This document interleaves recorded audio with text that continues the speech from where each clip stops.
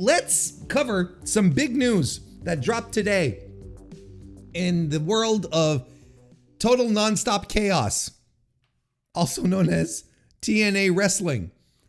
Major changes within TNA today, new head of creative, shocking departures, and more, says Mike Johnson over at pwinsider.com. There have been a number of exits from Anthem and TNA Wrestling today, PW Insider can confirm.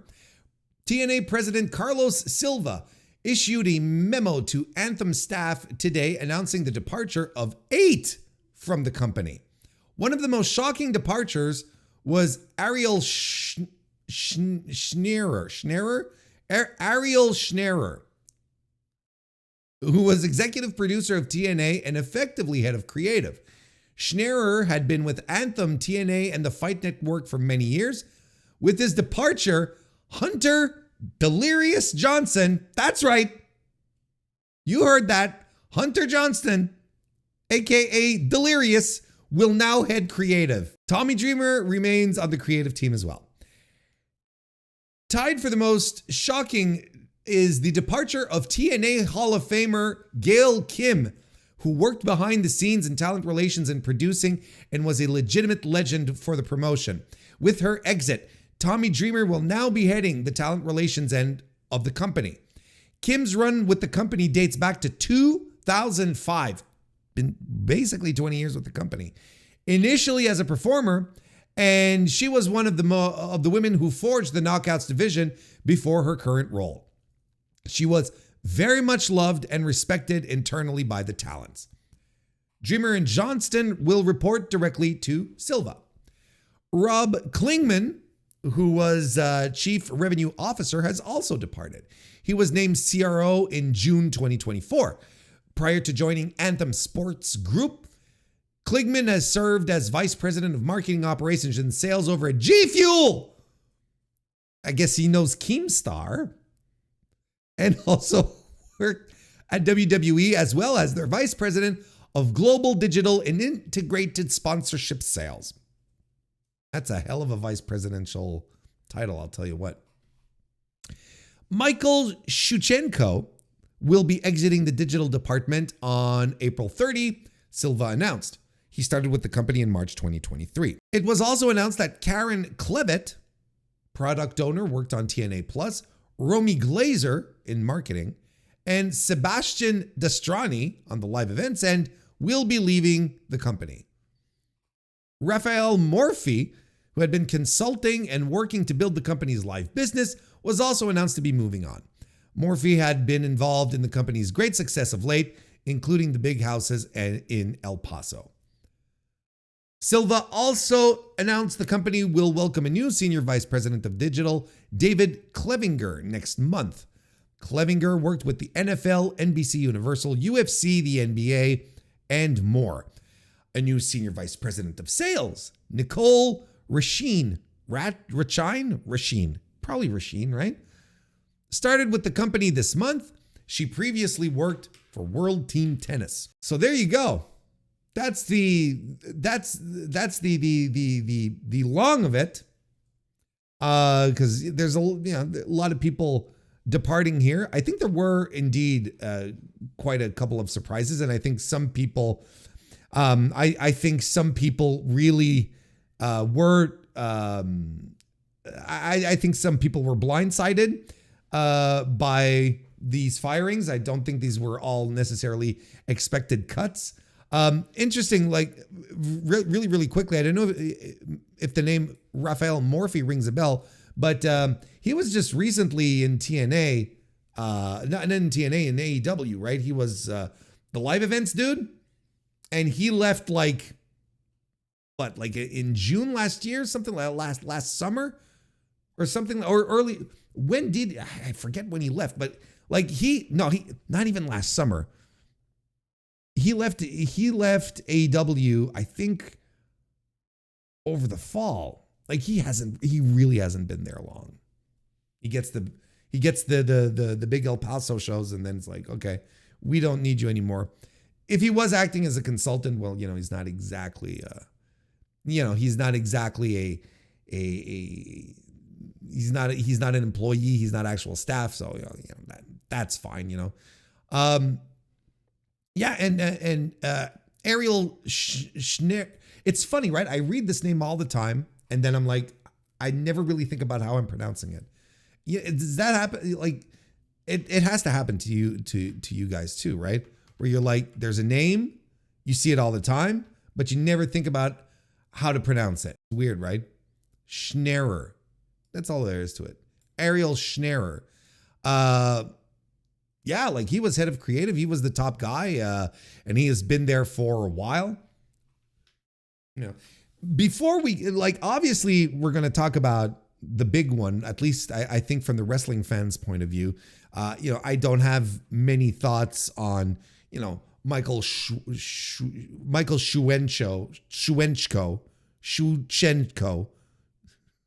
and his departure, or, you know, Karen Clevitt. Like I don't have much to offer on that front. But you know, there's a lot of people who are thinking to themselves, well, this is probably TNA preparing for a sale, right? It is interesting that all of these people are being fired, and, you know, but at the same time, this is still part of the Anthem restructuring that started last year and is still ongoing. Like they released a bunch of people about a month ago, and they're still and they're doing it again. And this is essentially just like, and it's sad, but this is how the corporate world works, is that eventually you run down the line. It becomes a question of you know, numbers in spreadsheets, and you make these decisions based on that, and you put into position people who are loyal to you, people who are on your side. You know, there's a lot of people here who were around the old regime with Scott D'Amore, which was, you know, by all reports, was a little contentious with Anthem brass. So we're getting rid of the people who were still around, who may still be very pro Scott and may challenge us a little bit. They don't want any more of that. That's what a restructuring is. And this is all part of these same operations. I don't think, okay, and I'm not sitting around in the meetings, I can't tell you, okay?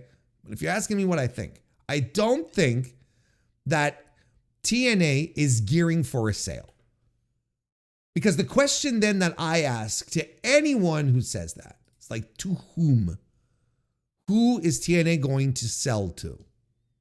And naturally, most of the time, everyone sort of goes WWE, because WWE is already in a relationship with them and they're setting up for a sale and whatnot. And then again, I ask, why would WWE buy TNA? Why would they want to purchase another wrestling company when they are currently the biggest organization in the world, the biggest wrestling organization in the world, and they already run like 3 different brands and a bunch of other projects on the side? They've got the Evolve thing, they've got the ID thing, they've got their performance centers and all that. Why? What is the benefit of picking up another brand and adding more bodies to the roster, more salaries? There's no point to it, really. Like it just. Now, if TNA were on national television, pulling in incredible ratings, then you're like, okay, I see what they want to do. They either want to make that for themselves or they want to buy out the competition, which is, you know, WWE's MO for many, many, many years. Maybe that's what they want to do. But there's no reason. They're on fucking Access TV. They're not even a blip most weeks on rankings as far as ratings go. They have no market share. There's no reason. It doesn't make sense. I don't see why they're going to do that. There's no there's no scenario to me that makes sense where WWE decides to pick them up, especially since the relationship that they have right now with TNA. Like if you were to argue and say, well, it's, they can integrate the, TNA into the talent pipeline. TNA is already integrated in the talent pipeline. And they're doing all sorts of stuff with TNA. They're using TNA as another branch of developmental, trying people out, sending people over, doing talent exchanges, sending Cora Jade over there week after week so that she can hopefully get better. And they're all doing this, and it doesn't cost them a dime. Like they already have all the benefits of having another brand, but it's not costing them, WWE, a dime to maintain, to hold, to book, to, the salaries, the venues, the deals. It doesn't make sense. Like even they don't have to purchase TNA. The relationship they have with TNA right now is exactly what it would be if they own TNA, except right now TNA is footing all the costs. So win for WWE. Like I don't see who would want to pick this up. Tony Khan? Because I've heard that. That's wild as hell. No. Like Tony is absolute. If AEW was in a stronger spot than it is right now, I could see it. But there's no, look, he owns a second brand right now and he can't do shit with it. All he can do with it is put it behind a fucking paywall. That's all he can do with it. And it's not working out very well, is it? We're not going to go throw on another brand here unless there's some investor that we're not seeing coming in from out of the blue, some guy or gal with a lot of money, not unlike a Panda Energy, coming in out of nowhere, swooping this up. And don't forget one thing. Here's another thing that makes me that goes against the concept of the sale. It's Anthem owns Access. TNA is on Access. This is all integrated programming. We don't get Access up here in Canada, but I've seen like the programming block. They don't have a lot of original programming on Access. It's it's pretty shitty overall. But with TNA, they at least have integrated within the company, this essential corporate synergy stuff. They're able to produce their own original content for their own network. So of course, that's not as expensive for them. They can finagle all everything they need to do to sort of diffuse costs and whatnot. That's how it goes. So that's another reason why, I don't understand. I don't see how Anthem would be in a position to be like, yeah, let's divest ourselves of TNA. I don't understand, and especially not WWE. But of course, like I said, the big one that we all want to talk about is Gail Kim. I think to call this a shocker is appropriate. I think that's exactly the right term. This is someone who is deeply ingrained in the DNA of TNA. Wink, wink. Look, we saw it in the article. She was basically there for 20 years. She's the last of a group of people who were there in the formative years, the difficult years. It's not an easy. It's not of course, it's not. It can't be easy for her, but it's a wild thing to imagine, like TNA wrestling in 2025 and Gail Kim not being a part of it. People say, like the article says here, she was very much loved and respected internally by talent. We need to really underscore how much Gail Kim was a fixture backstage as a producer, working in talent relations, as was mentioned. She was someone who never backed down from a fight. She always stuck up for talent. She was well respected for that because she always spoke her mind, much to her detriment. Like I said earlier, this is a restructuring. They're taking people out and putting in folks who would toe the line, right? It's a loyalty test, right? It's a loyalty check.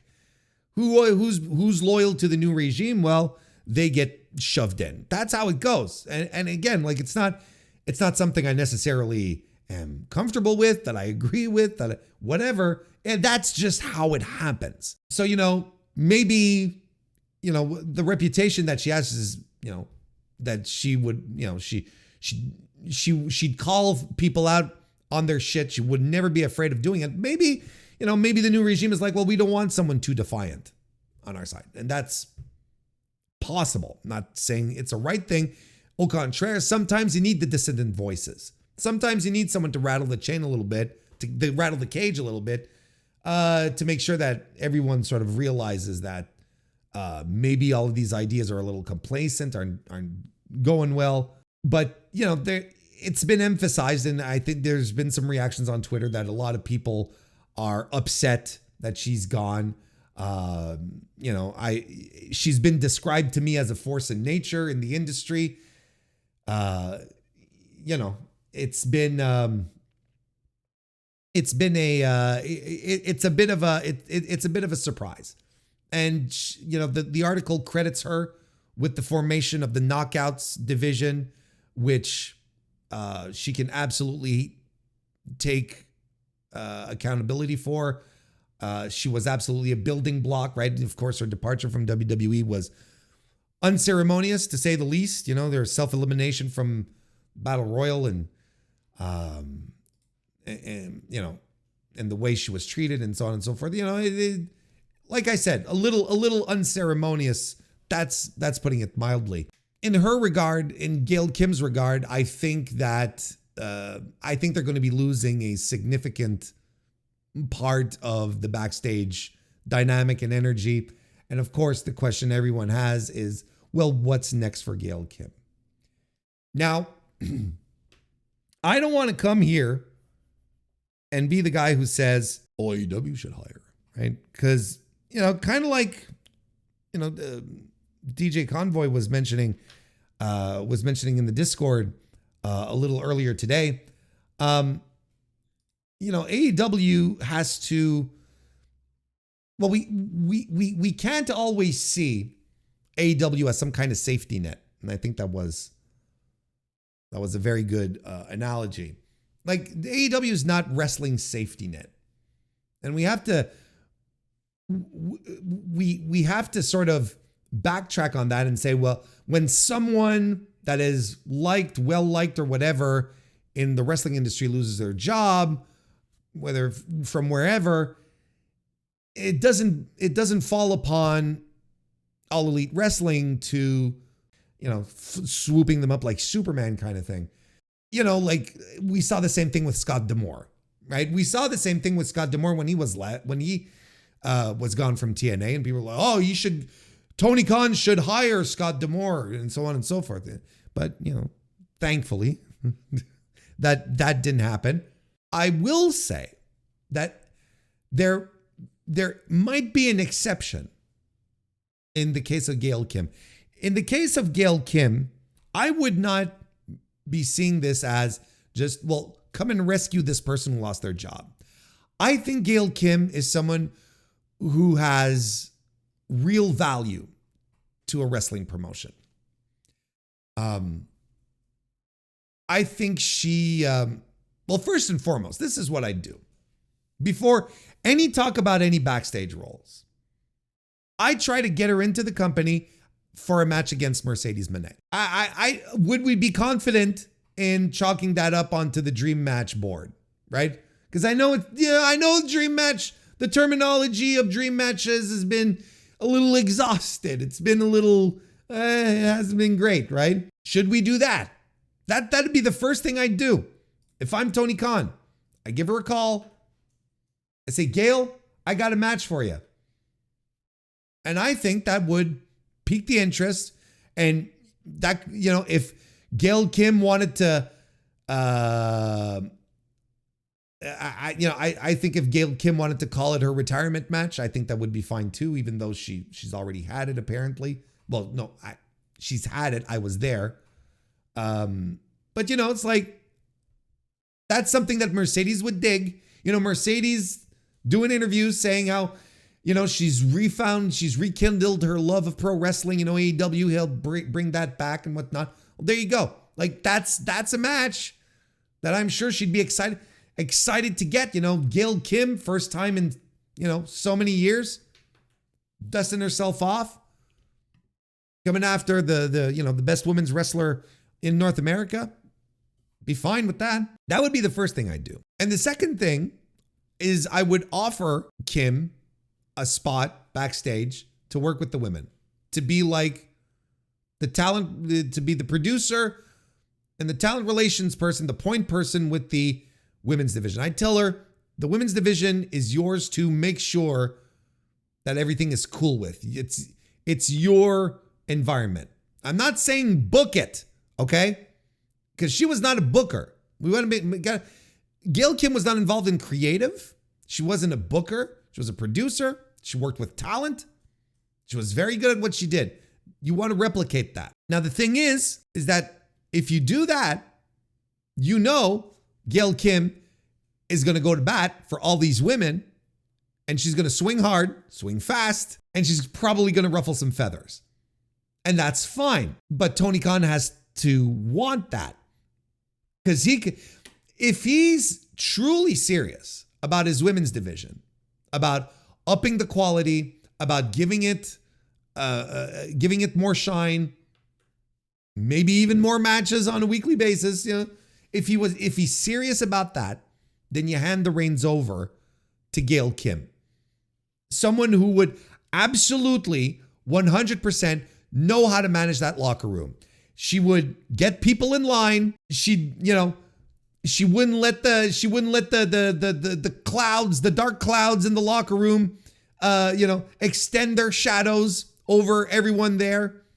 She'd get things in order. She's respected, well liked, super respected. No one would think about, who is this person? Where is she coming from? What the hell is this? It's Gail Kim. But Tony Khan has to be serious about this. And how serious is he regarding the women's division? Look, if there was ever a statement he could make to quell all of the frustrations that a lot of fans have in regards to how Tony handles the women's division and so on and so forth, this would be a tremendous statement. It would be very clear of how serious he would be in that regard. But we don't know how serious he is. And I don't know if he's serious to the point where he would hire someone who would very likely stand up to him, who would challenge his ideas, who would push back on things. That's her MO. That's what she does. Can he handle it? Does he want to handle that? Look, we're all speculating at this point, right? It's a very much a time will tell type of situation, but I think there is nothing but advantages for AEW to hire Gail Kim. And like I said, I don't think this is a safety net type of situation where it's like, AEW has to swoop in to save the day. I don't think it's one of those. I think Gail Kim legitimately has something to offer. I think she's a special person in pro wrestling. She has the know-how, she has the expertise, she has the experience on top of that to manage this type of situation. From what I understand, she could also quit. Just say, okay, I'm done with wrestling, and she doesn't need.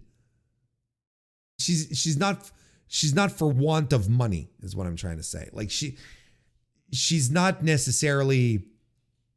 She doesn't need this for a living, but she won't come without knowing that she gets to, this is her part of the show, and she probably makes it very clear that she comes into and she wants to change things. And AEW has to be ready for that. Tony Khan has to be ready for that. Maybe this is the person. Maybe all they were lacking was someone at the head to really make this something, right? It's not as if, maybe this is all they're missing. Maybe this is the key that that's missing for AEW's women's division to explode. But I don't know. My gut tells me that Tony Khan doesn't really see the women's division as that much of a priority. And I'm not sure he's willing to add more matches and have to deal with concessions that he would make to Gail Kim to push the division forward, to make it something different, to give it more airtime, to give it more space to grow. I don't know. I don't know if he has that. I don't know if he cares enough. Maybe. We'll see. But I think there is no argument, though, that it's a huge loss for TNA. A very bizarre firing, and que sera, I guess.